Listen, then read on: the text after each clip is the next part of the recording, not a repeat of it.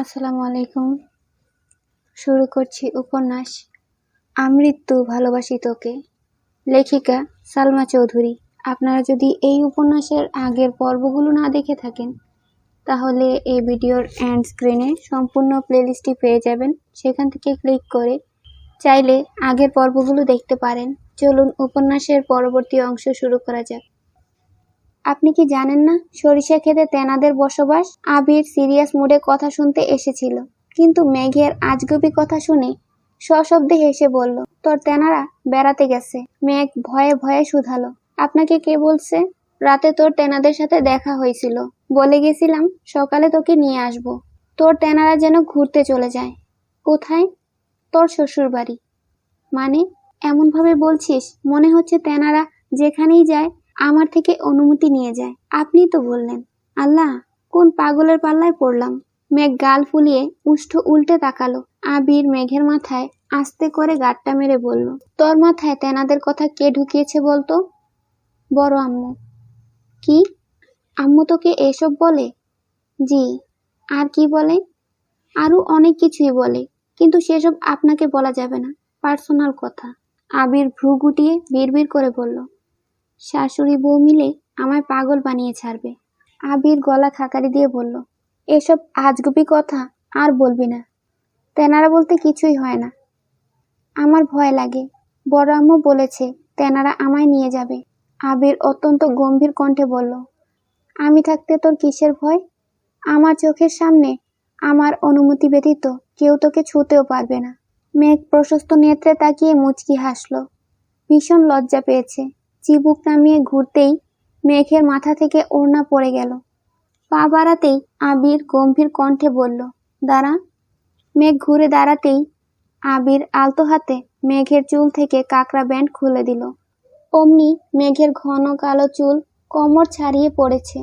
আবির দু হাতে কতগুলো সরিষা ফুল ছিঁড়ে মেঘের চুলে ছড়িয়ে দিয়েছে। কালো চুলে হলুদ ফুলগুলো অসাধারণ সুন্দর লাগছে।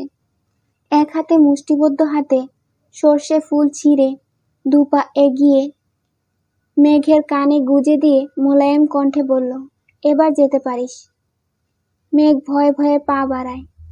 আবির পকেট থেকে ফোন বের করে মেঘের ভিডিও করায় ব্যস্ত।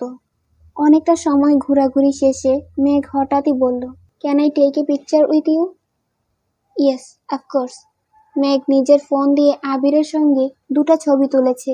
আবিরের ফোন ভাইব্রেশন হতেই আবির পকেট থেকে ফোন বের করে রিসিভ করলো। পরপরই মেঘের দিকে তাকিয়ে বলল, চল।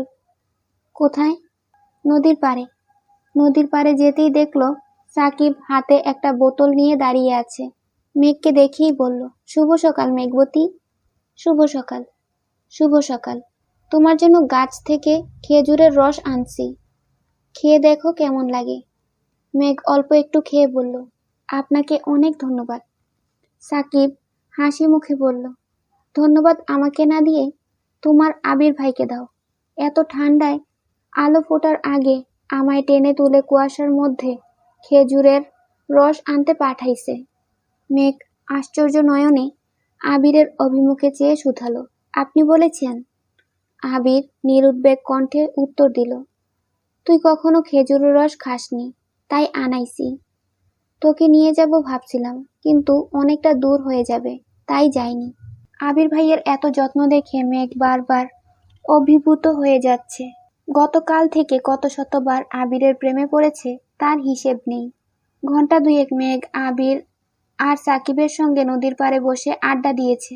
আবির আর সাকিবের শৈশবের স্মৃতিগুলো সাকিব অবলীলায় মেঘকে জানাচ্ছে। এই নদীতে কত কত দিন গোসল করেছে একসাথে। ফুটবল ক্রিকেট খেলার ঘটনা থেকে শুরু করে এক পর্যায়ে সাকিবের মনের মানুষের কথাও বলেছে। সেই থেকে মেঘ বায়না ধরেছে সাকিবের গার্লফ্রেন্ডকে দেখবে। আবির কয়েকবার না করেছে, কিন্তু মেঘ কোনো কথাই শুনছে না। আবির ধমক দিতে গিয়েও বারবার আটকে যাচ্ছে। সে কোনোভাবেই মেঘের মনে আঘাত দিতে চাচ্ছে না। মেঘের পাগলামিতে সাকিব বাধ্য হয়ে মেয়েটাকে কল দিল। কিছুক্ষণের মধ্যেই একটা মেয়ে মাথায় ঘোমটা দিয়ে ওদের কাছে আসলো। 3 পিস পরনে, চুলগুলো বেনি করা। গ্রামের খুব সাধারণ একটা মেয়ে, তবে রূপ লাবণ্যে পরিপূর্ণ। মেঘ বসা থেকে দাঁড়িয়ে সালাম দিল। মেয়েটা হাসি মুখে সালামের উত্তর দিয়ে মেঘকে ভালো মন্দ জিজ্ঞেস করছে। আবির আর সাকিব মুখ চাওয়াচাওয়ি করে কিছু একটা ইশারা করলো। সাকিব মেয়েটাকে বলল, শিমু, তুমি চাইলে আমাদের সাথে বসতে পারো। শিমু আস্তে করে বলল, বাসায় বলে আসিনি, চলে যেতে হবে। মেঘ মন খারাপ করে বলল, ভাবি একটু বসেন না প্লিজ। শিমু লজ্জায় নুইয়ে পড়ল। মেঘের কথায় সাকিব হাত দিয়ে কপাল চাপড়াচ্ছে। আবির তাড়াতাড়ি পকেট থেকে ফোন বের করলো। হাজার হোক আবির সাকিবের বড় ভাই। ছোট ভাইয়ের প্রেমিকাকে লজ্জার হাত থেকে বাঁচাতেই আবির তৎক্ষণাৎ জায়গা ত্যাগ করলো। শিমু শীতল কণ্ঠে বলল, অন্য কোনো দিন সময় নিয়ে তোমার সাথে আড্ডা দিব। আচ্ছা আপু। শিমু যেতে নিলে সাকিব পিছু ডাকে। সাকিব আর শিমুকে কথা বলতে দেখে মেঘ কিছুটা দূরে সরে দাঁড়ালো। আবির ফোনে কথা বলতে বলতে মেঘকে ডাকলো। মেঘ কাছে আসতেই আবির স্বাভাবিক কণ্ঠে বলল, চল বাড়ি যাই, সবাই খুঁজতেছে। মেঘ মোলায়েম কণ্ঠে শুধালো, জায়গাটা অনেক সুন্দর, আর একটু পরে গেলে হয় না? নো ম্যাম, এখনই যেতে হবে। মেঘ মন খারাপ করে হাঁটতে শুরু করলো। আবির মেঘ থেকে কিছুটা পেছনে রাকিবের সাথে কথা বলে বলে হাঁটছিল। অফিসের কিছু কাগজপত্রে ঝামেলা হয়েছে, সেসব নিয়েই কথা বলছে। সাকিব দৌড়ে এসে আবিরকে উদ্দেশ্য করে বলল, নিজের কাজ শেষ অমনি আমায় ফেলে চলে যাচ্ছ নাকি? আবির কান থেকে ফোন সরিয়ে ভারী কণ্ঠে বলল, তোকে কথা বলার সুযোগ দিয়ে আসলাম। সুযোগ না ছাই, তোমরা আসাতেই ভয় পেয়ে পালিয়েছে। আবির মৃদু হেসে রাকিবের সঙ্গে কথা বলায় মনোযোগ দিল। আবির আর সাকিব মেঘকে মাটির রাস্তা পর্যন্ত এগিয়ে দিল। মেঘ মুখ গোমরা করে বাড়িতে ঢুকলো। উঠোনে দাঁড়িয়ে আশেপাশে চোখ বোলাচ্ছে। অনেক বেলা হয়ে যাওয়ায় বাড়ির সব মেহমান উঠে পড়েছে। সবাই কাজে ব্যস্ত। মেঘ ঘরে ঢুকতে গেলেই পেছন থেকে ডাকলো, বনু।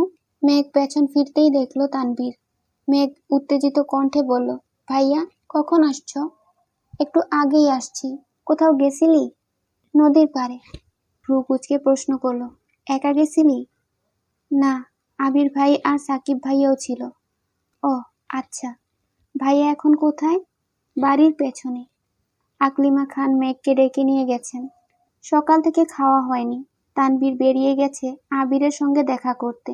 তানভীর বাড়ি থেকে নামতে গিয়ে সাকিব আর আবিরকে দেখে থমকে দাঁড়ালো। সাকিব তানভীরকে দেখেই ছুটে এসে জড়িয়ে ধরে উদ্বেগপূর্ণ কণ্ঠে বলল, কি রে, কেমন আছিস? আলহামদুলিল্লাহ, তুই কেমন আছিস? ভালোই ছিলাম, কিন্তু ভাইয়ার অবস্থা দেখে আর ভালো থাকতে পারছি না। কেন, কি হয়েছে? বিশ্বাস করবি কিনা জানি না, গতকাল সারা রাত গেছে ভাইয়া 1 মিনিটের জন্যও ঘুমায়নি। আমি যতবার সজাগ হইছি ততবারই দেখি ভাইয়া বারান্দায় দাঁড়িয়ে আছে, নয়তো শুয়ে তোর বোনের ছবি দেখছে। একটা মানুষ কেমনে নির্ঘুম রাত কাটায় এর জলজ্যান্ত প্রমাণ হলো ভাইয়া। ভাইয়ার এই অবস্থা দেখে আমিই ভয় পেয়ে গেছিলাম। আবির ক্রোধিত আঁখিতে সাকিবের দিকে তাকিয়ে আছে। সাকিব আবিরের মুখের পানে চেয়ে পুনরায় তানভীরকে বলল, তোর বোনকে তাড়াতাড়ি বিয়ে দে। তানভীর হেসে উত্তর দিল, বিয়ে দেওয়ার ক্ষমতা যদি আমার হাতে থাকতো তাহলে অনেক আগেই বিয়ে দিয়ে দিতাম। আবির গম্ভীর কণ্ঠে ধমক দিল, আমার বিয়ে নিয়ে গবেষণা করতে হবে না, মাইশাপুর বিয়েতে ফোকাস কর। তানভীরকে উদ্দেশ্য করে বলল, এত সকালে চলে আসলি যে? মাইশা আপু ভোরবেলা থেকে কল দিতে দিতে আমার ঘুমের 14টা বাজাই দিছে। একা কুলাতে পারছিল না বলে আব্বু আর বড় আব্বুকে দিয়ে কল দেয়াইছে। বাধ্য হয়ে ঘুম থেকে উঠেই রওনা দিতে হয়েছে। বাইক আনছিস? হ্যাঁ, এই নাও চাবি। আবির চাবি নিয়ে বাড়িতে চলে গেছে। সাকিব আর তানভীর কিছুক্ষণ কথা বলে যে যার মতো ব্যস্ত হয়ে গেছে। মেঘ বসে বসে আবিরের সঙ্গে তোলা সেলফিগুলো দেখছে। সেখান থেকে একটা ছবি ফেসবুক ডেতে পোস্ট করে ফোন ব্যাগে রেখে গোসলে চলে গেছে। এদিকে বন্যা ক্লাস শেষ করে ফেসবুকে ঢুকে মেঘের ডে দেখে রীতিমতো শক খাইছে। আবির ভাইয়ের সাথে মেঘ ছবি পোস্ট করেছে, এটা বিশ্বাসযোগ্য নয়। পাশে এক বান্ধবীকে বলল চিমটি কাটতে। বারবার ছবিটা দেখছে। খুশিতে বন্যার চোখ ছলছল করছে। ডে পোস্টে রিপ্লাই দিয়েছে, কল দিয়েছে। মেঘ নেটে নেই। আনন্দে বন্যার হাত কাঁপছে। মেঘের নাম্বারে বারবার কল দিচ্ছে। মেঘ কল রিসিভ করছে না। মেঘের সাথে কথা না বলেও শান্তি পাচ্ছে না। 10-15 বার মেঘকে কল দেওয়ার পর তানভীরের নাম্বারে ডায়াল করলো। তানভীর কল রিসিভ করে সালাম দিল। বন্যা সালামের উত্তর দিয়ে উত্তেজিত কণ্ঠে শুধালো, মেঘ কোথায়? বনু তো এখানে নেই। কেন, কি হয়েছে? একটু দরকার ছিল। মেঘকে কি দেয়া যাবে? আচ্ছা, ওয়েট করো, আমি দেখছি। এখন কোথায় তুমি? ভার্সিটিতে। সব ঠিক আছে তো? মনে হচ্ছে কোনো বিষয়ে আপসেট? আপসেট না, এমনি মেঘের সাথে একটু কথা ছিল। তানভীর কথা বলতে বলতে মেঘের রুমে গিয়ে ফোন দিয়ে আসছে। মেঘ বন্যার সাথে কথা বলে একেবারে রেডি হয়ে তানভীরের ফোন নিয়ে নিচে নামছে। তানভীরকে খুঁজতে খুঁজতে গেট পর্যন্ত গেছে। গেটের কাছে তানভীর, সাকিব সহ মাইশার আরো কয়েকজন কাজিন কাজ করতেছিল।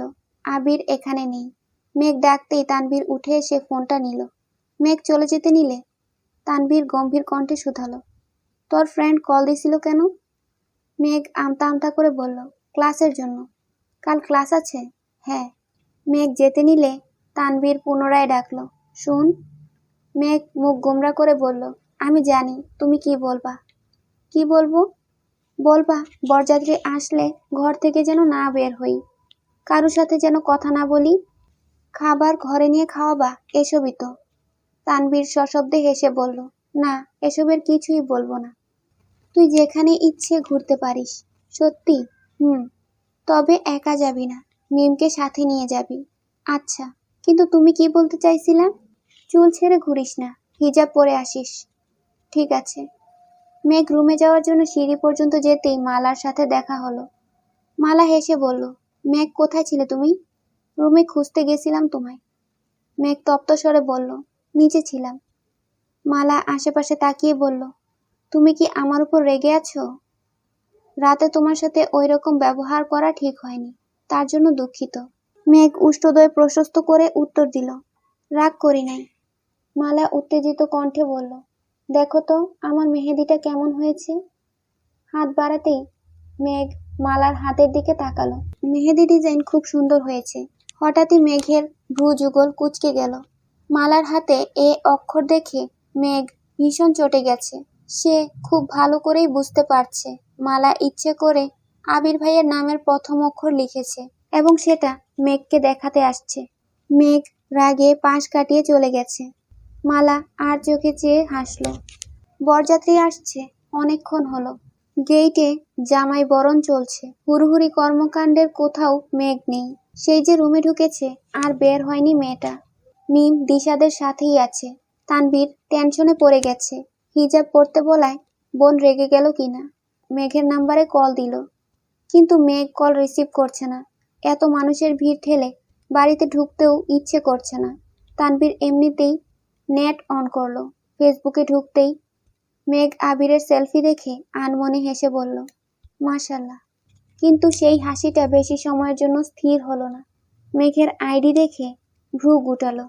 আবির ফেসবুকে কিছু শেয়ার করলে সেগুলো কাস্টম করেই শেয়ার করে, কিন্তু মেঘ যে হুট করে আবিরের সাথে ছবি আপলোড করলো, বাসার মানুষের নজরে পড়লে সর্বনাশ হয়ে যাবে।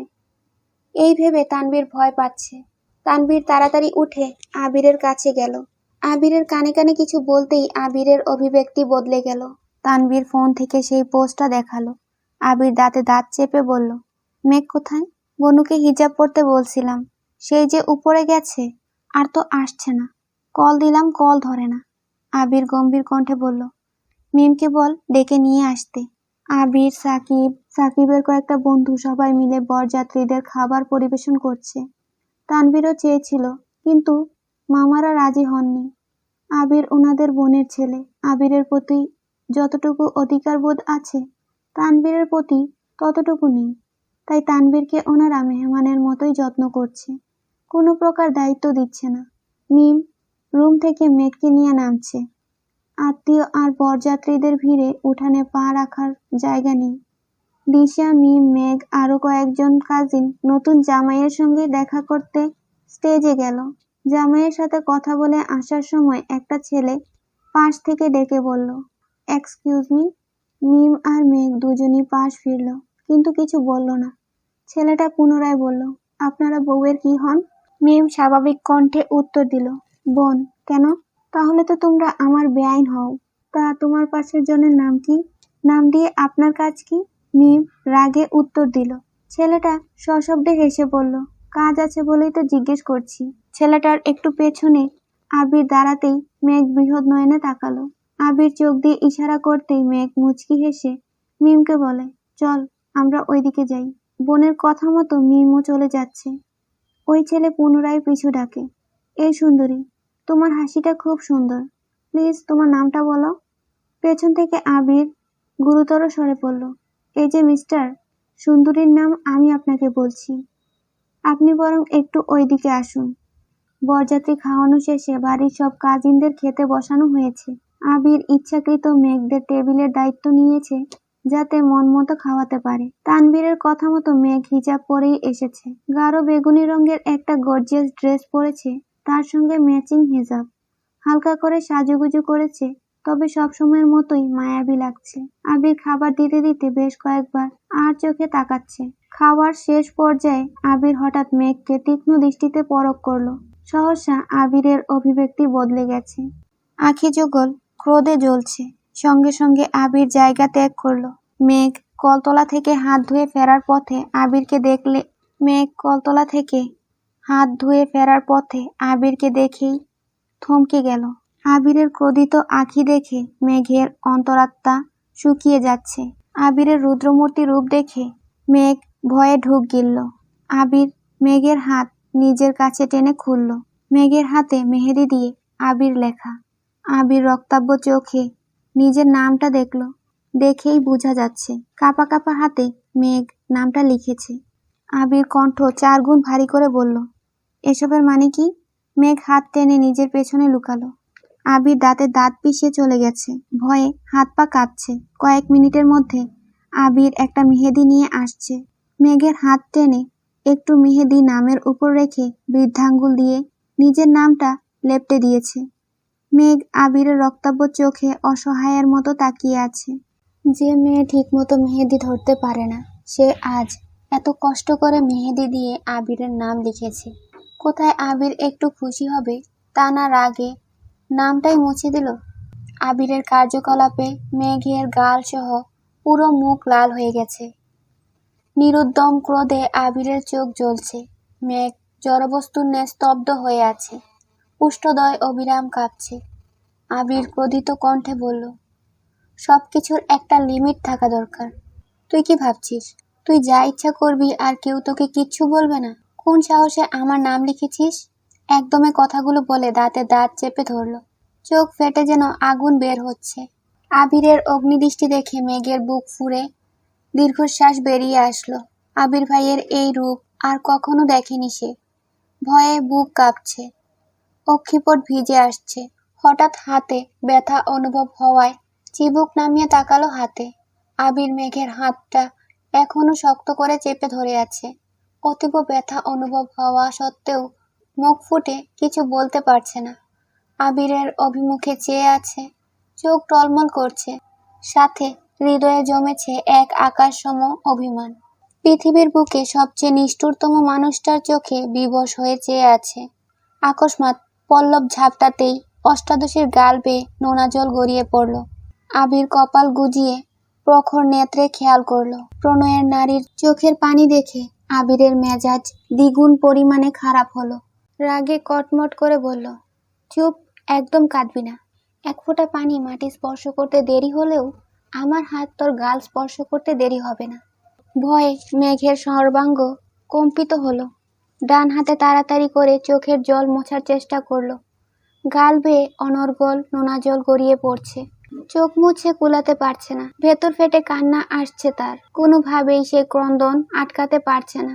বুকের ভেতর জমা অভিমানগুলো ক্রমশ বেড়েই চলেছে। আবির চোখ বন্ধ করে দীর্ঘশ্বাস ছেড়ে মনে মনে বলল, আমি জানি আমার গতিবিধি তোর হৃদয়ে আঘাত করছে, কিন্তু আমি নিরুপায়।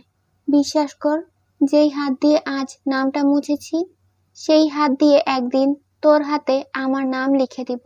শুধু মেহেদি দিয়ে নয়, কাগজে কলমে লিখিত থাকবে সাজ্জাতুল খান আবির, শুধুই মাহদিবা খান মেঘের। সেই নাম হবে চিরস্থায়ী। পৃথিবীর কেউ কোনোদিন সেই নাম মুছতে পারবে না, ইনশাল্লাহ। অতিরিক্ত কান্নায় মেঘের নিঃশ্বাস ভারী হয়ে আসছে। শ্বাস ফেলতে পারছে না। ঘন ঘন শ্বাস নিচ্ছে আর চোখ মুছছে। মেঘের এ অবস্থা দেখে আবির ভ্রু কুঁচকে প্রশ্ন করল, কি হলো? ধমকের শব্দে মেঘ হকচকিয়ে তাকালো। কান্নায় ভেজা চোখের পাপড়ি, লাল বর্ণের কপল আর লেপ্টে যাওয়া কাজল দেখে অষ্টাদশীকে জড়িয়ে ধরার প্রতিষেধ্য ইচ্ছে জাগে আবিরের অন্তরে। হঠাৎ মেঘের চোখ পড়ে মালার দিকে। নতুন জামাইয়ের জন্য খাবার নিয়ে যাচ্ছিল। মালাকে দেখেই মেঘের পুরনো ঘটনা মনে পড়ছে। ভেতরে জমা অভিমানরা অভিযোগ হয়ে বেরিয়ে আসতে চাইছে। মেঘ কান্নাজড়িত কণ্ঠে বলল, প্রতিনিয়ত থাপ্পড়ের ভয় না দেখিয়ে আপনি বরং আমায় একবারে মেরে ফেলুন। দুনিয়ার সবাই ধোয়া তুলসী পাতা, একমাত্র আমি ব্যতীত। কারো দোষ আপনার চোখে পড়ে না, শুধু আমার ভুলই চোখে পড়ে। আবির তীক্ষ্ণ দৃষ্টিতে চেয়ে গম্ভীর কণ্ঠে শুধালো, কি বলতে চাচ্ছিস? অন্য কেউও তো হাতে নাম লিখেছে, কই তাকে তো কিছু বললেন না? মেঘ এটুকু বলেই থেমে গেছে।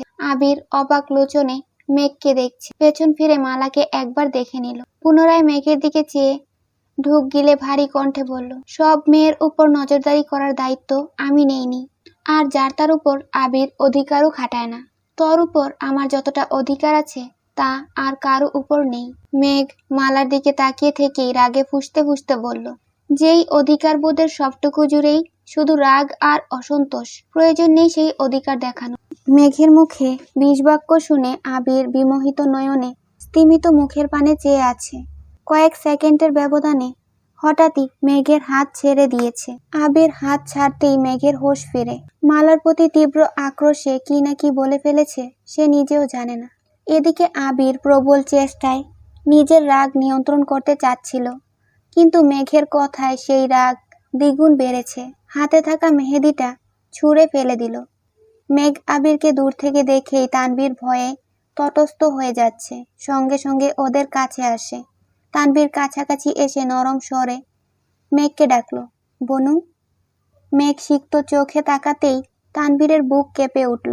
প্রগাঢ় চোখে তাকালো আবিরের অভিমুখে। তানভীরের দৃষ্টিতে বেকুলতা। বনু কেন কাঁদছে তা জানার জন্য বেকুল হয়ে গেছে। আবির বাড়ি থেকেই বলে আসছিল, মেঘ কাঁদলে মালার খবর আছে। তবে কি কোনো অঘটন ঘটতে যাচ্ছে? হয়েছেই বা কি? তানভীরের উপস্থিতিতে মেঘ ভীষণ অস্বস্তিতে পড়ে গেছে। আবির ভাইয়ের নাম লিখেছে, এটা তানভীর ভাই জানতে পারলে কি হবে সেটা ভেবেই ভয়ে চোখ নামিয়ে পাশ কাটিয়ে চলে যাচ্ছে। আবির আর চোখে চেয়ে মনে মনে বলল, প্রয়োজন নেই বললেই তো আমি তোকে ছেড়ে দিতে পারবো না। তুই যদি আমার রাগের কারণই না বুঝিস তবে আমার অর্ধাঙ্গিনী হবি কেমন করে? মেঘ একটু দূরে যেতেই তানভীর উদ্বিগ্ন কণ্ঠে শুধালো, বনু কাঁদছে কেন ভাইয়া? আবির কিছু বলতে পারছে না। কথা আটকে আসছে তার। বারবার ঢোক গিলে ভেতরের কষ্ট লুকানোর চেষ্টা করছে। যেই মেঘের জন্য আবির নিজের জীবন দিতে রাজি, সেই মেঘ আজ এত বড় কথা বলেছে। আবিরের অস্বাভাবিক অবস্থা দেখে তানভীর আবিরের বাহুতে ধরে ডাকলো, ভাইয়া কি হয়েছে? আবির ঘাড় ঘুরিয়ে তানভীরের মুখের পানে চাইল। আবিরের চোখের প্রতিটা শিরা উপশিরা রক্তাব্য হয়ে আছে। দৃষ্টিতে তীব্র আগুন নির্গত হচ্ছে। প্রখর তপ্ত স্বরে বলল, তোর বোন মেহেদি দিয়ে হাতে আমার নাম লিখছে। কি সর্বনাশ! একটাবারের জন্য ভাবলও না বাসার কারো চোখে এই নাম পড়লে কি অবস্থা হতে পারত। ওকে কিভাবে বোঝাবো এখন? আমার পক্ষে ওর মাত্রা অতিরিক্ত পাগলামিকে সাপোর্ট করা সম্ভব না। আমার মনের অবস্থা বলতে পারছি না, কারণ এই বয়সে ওকে পারিবারিক ঝামেলায় কোনোভাবেই জড়াতে চাই না আমি। তানভীর আবিরের কথাগুলো শুনে ঠান্ডা কণ্ঠে বলল, তুমি মাথা ঠান্ডা রাখো প্লিজ ভাইয়া। তোর বোনের জন্য কি পরিমাণ পীড়া আমি সহ্য করতেছি এর একাংশ যদি তোর বোন বুঝতো। কথাগুলো বলেই আবির দীর্ঘশ্বাস ছাড়ল। মেঘকে জেনে বুঝে কখনো কষ্ট দিতে চায় না আবির, কিন্তু মাঝে মধ্যে বাধ্য হয়ে নিজের অনিচ্ছা সত্ত্বেও মেঘকে শাসন করতে হয়। মিম বা আদিও যদি মেঘের হাতে আবিরের নাম দেখে, সেই কথা আদির মা, মেঘের মা বা আবিরের মায়ের কান পর্যন্ত যেতে বেশি সময় লাগবে না। মা কাকি জানা মানেই বাবাদের কানে পৌঁছাবে। বাসার মানুষ কিছু টের পেলে কি হবে এটা ভেবেই নিজের মনের বিরুদ্ধে গিয়ে প্রেয়সীর হাতে জ্বলজ্বল করা নিজের নামটা মুছে যতটা কষ্ট মেঘকে দিয়েছে তার থেকে কয়েক গুণ বেশি কষ্ট আবির পাচ্ছে। তানভীর কিছু বলতে চাচ্ছিল, হঠাৎই আলী আহমদ খান কিছুটা দূর থেকে ডাকলেন, আবির কোনো সমস্যা? আলী আহমদ খানের ডাকে আবির আর তানভীর দুজনেই আঁতকে উঠেছে। আবির নিজেকে সামলে আস্তে করে গলা ঝেড়ে ধীর কণ্ঠে বলল, কিছু হয়নি আব্বু। আবিরের রক্তিম আখি যুগল এখনো অপরিবর্তিত, চোখে মুখে লেপ্টে আছে তীব্র আক্রোশ। এ অবস্থায় আব্বুর মুখোমুখি হওয়া কোনোভাবেই সম্ভব না। এজন্য কয়েক কদম এগিয়ে চোখে মুখে পানি ছিটিয়ে স্বাভাবিক হওয়ার চেষ্টা করল। আলী আহমদ খান তানভীরের কাছাকাছি এসে শুধালেন, কি হয়েছে আবিরের? তানভীর সোজাসাপটা উত্তর দিল, তেমন কিছু না বড় আব্বু, শরীরটা বোধহয় একটু খারাপ লাগছে। আলী আহমদ খান আবিরকে এক পলক দেখে একটু উঁচু গলায় বললেন, প্রথমবারের মতো মেহমানদারি করছে, খারাপ লাগাটাই তো স্বাভাবিক।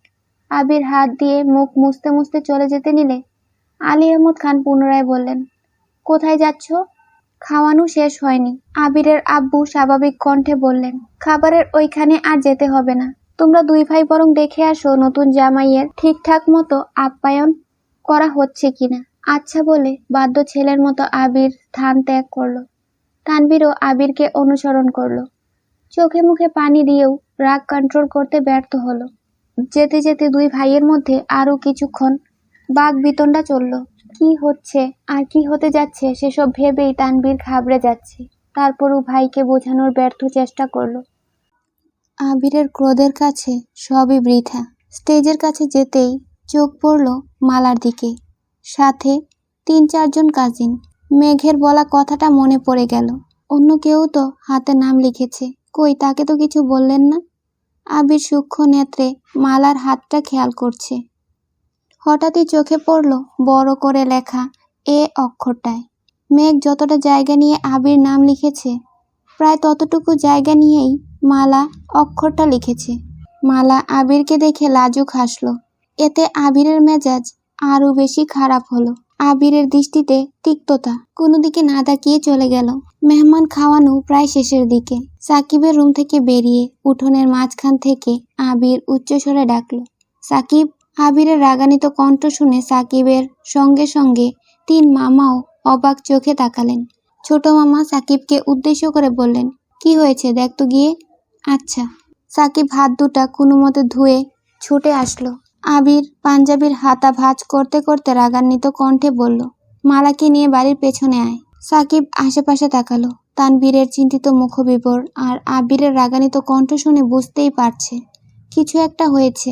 সাকিব মোলায়েম কণ্ঠে প্রশ্ন করল, এখনই? আবির নিস্তব্ধ কণ্ঠে বলল, রাইট নাও। ওকে ভাইয়া। মেঘ রুমে আসার পর থেকেই কেঁদেই যাচ্ছে। মালার উস্কানিতে মেঘ এমন কাণ্ড করেছে, না হয় কখনো সে এমনটা করতো না। বিষয়টা নিয়ে যত ভাবছে তত বেশি কান্না পাচ্ছে। আবির ভাইয়ার আচরণের থেকেও নিজের উপর রাগ বেশি উঠতেছে। নাম লেখার সময় একবারের জন্যও বাসার কথা মনে হয়নি। তার শুধু মালার প্রতি জেদ কাজ করছিল। আবির ভাই রাগে নামটাই মুছে দিয়েছেন, অথচ আব্বু আর বড়াব্বু দেখলে যে কি হতো, হয়তো বাড়িতে ঢুকতেই দিত না। আদৌ বাড়ির কেউ হাতে নাম দেখে ফেললো কিনা এটা ভেবেও ভয় পাচ্ছে। এ ঘটনার পর আবির ভাইয়ের সাথে কথা বলা তো দূর, সামনে দাঁড়ানোর মতো অবস্থা নেই মেঘের। নিজের করা অপকর্মের জন্য লজ্জা, আবিরের প্রতি সুপ্ত অভিমান, মালার প্রতি ক্ষোভ, সবকিছু মিলে অষ্টাদশীর কোমল মনটা বিষিয়ে দিয়েছে। গতকাল থেকে আজ নাগাদ আবিরের সঙ্গে কত ভালো সময় কাটছিল। একটা ভুলের কারণে সবকিছু শেষ হয়ে গেল। আবিরের সামনে কিভাবে দাঁড়াবে এই ভেবেই আরো বেশি কান্না পাচ্ছে। বুকের ভেতর অসহ্য যন্ত্রণা হচ্ছে। নিঃসঙ্গতায় ছেয়ে গেছে মেঘের মন।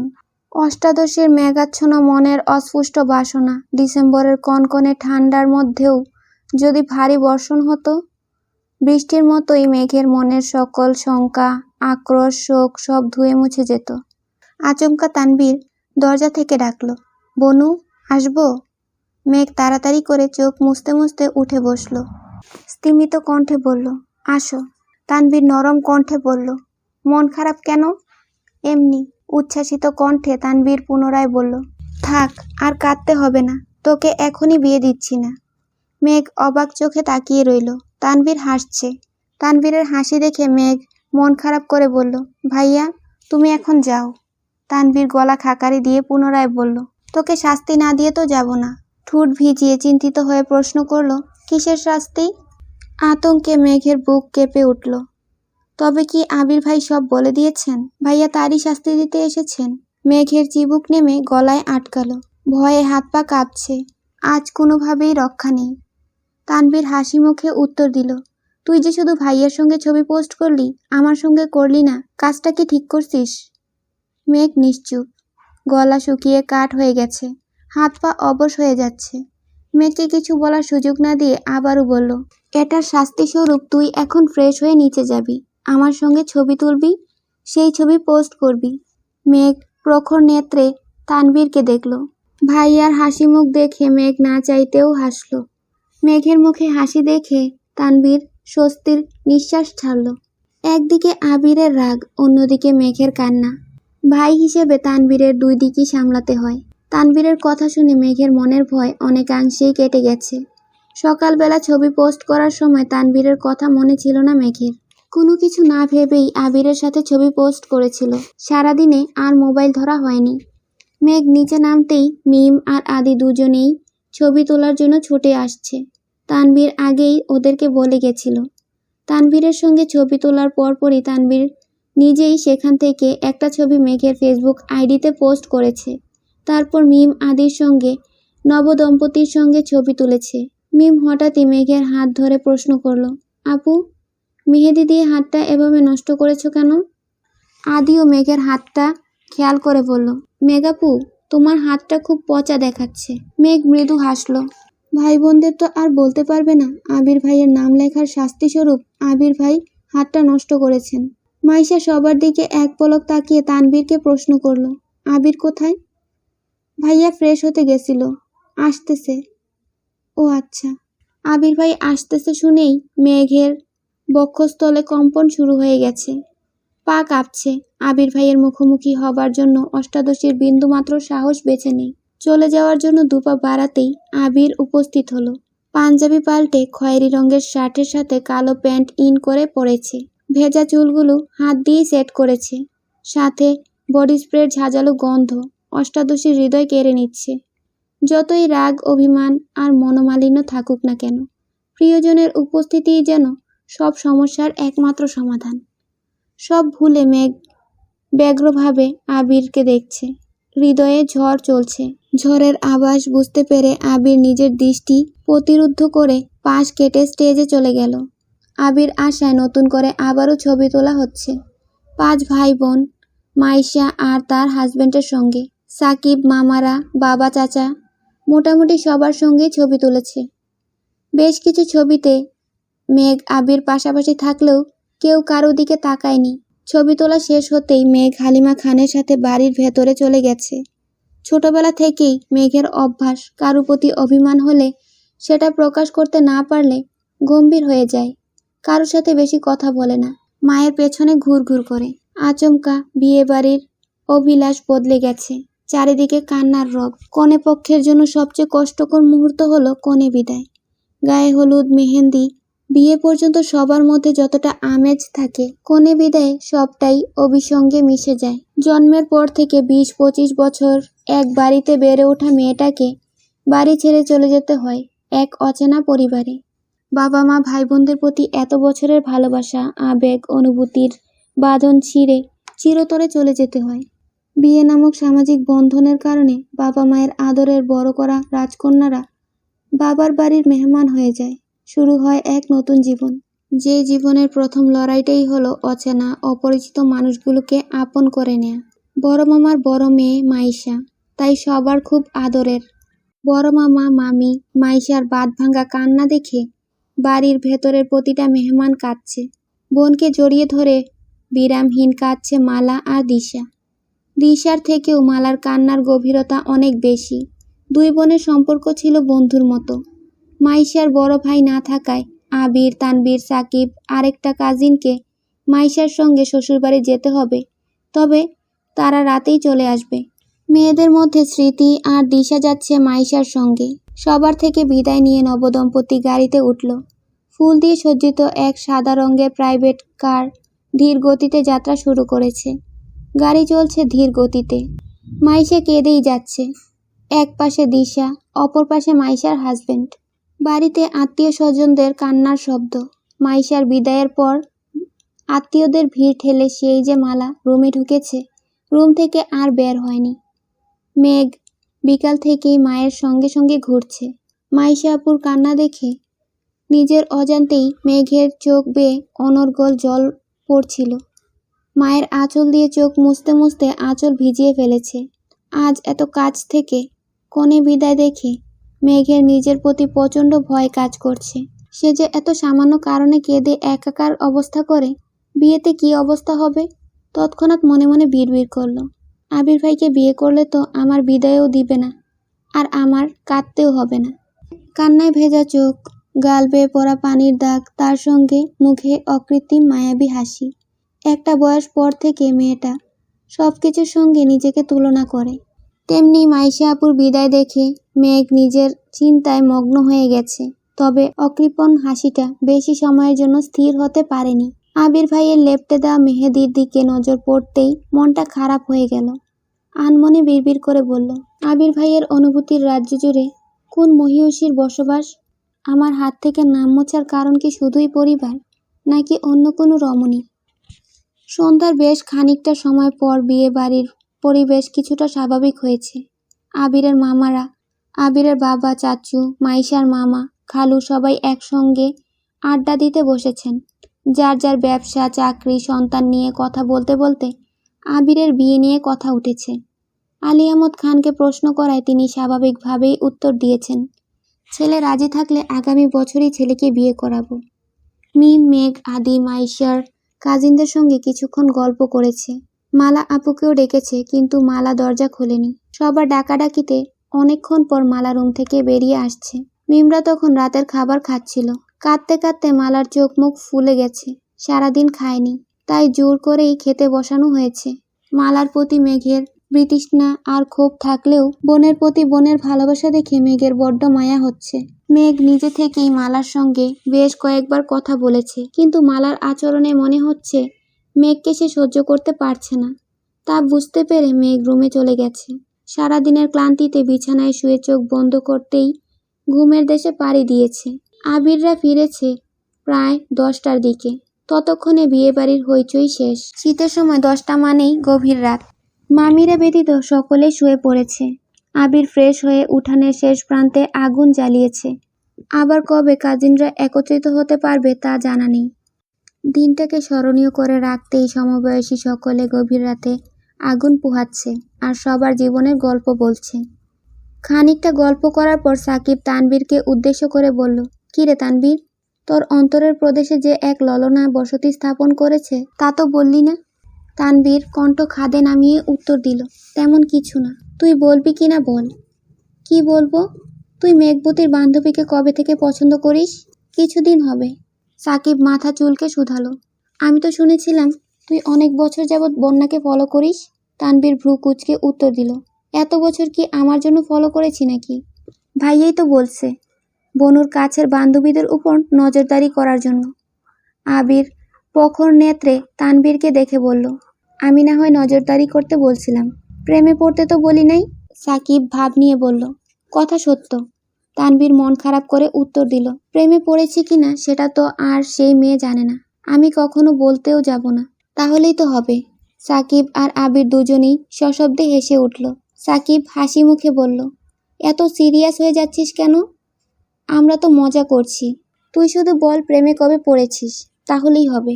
আবিরের হাসি দেখে তানবীর এক বুক সাহস নিয়ে বলা শুরু করলো, বনুদের বিদায় অনুষ্ঠানে বনুকে নিয়ে কলেজে গেছিলাম। ভাইয়া বারণ করেছিল বিধায় বনুকে শাড়ি পরতে নিষেধ করেছিলাম, কিন্তু কলেজ গেইটে ওনাকে শাড়ি পরা দেখে আমার মনোযোগ থমকে গেছিল। বুকের ভেতর এক অদ্ভুত মায়া কাজ করছিল। বনুর ফ্রেন্ড হিসেবে মেয়েটাকে ছোট থেকেই দেখে আসছি, অথচ কখনো এমনটা মনে হয়নি। সেদিন তাকে দেখে মনে হয়েছিল আজীবন ক্লান্তিহীন তাকিয়ে থাকলেও তাকে দেখার তৃপ্তি মিটবে না। আবির, সাকিব সহ বাকিরাও মুগ্ধ আখিতে তানবীরের দিকে তাকিয়ে আছে। তা দেখে তানবীরই লজ্জায় পড়ে গেছে।